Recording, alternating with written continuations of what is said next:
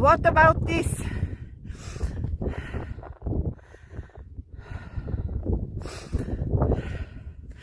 Nature always brings, even if it rains a little bit,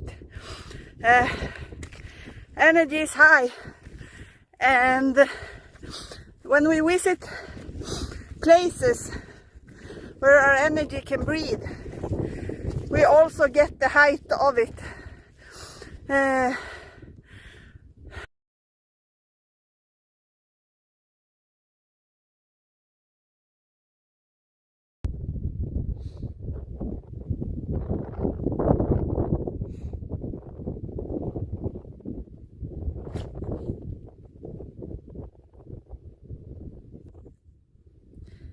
In stillness we have time to reflect and be happy for what we already have.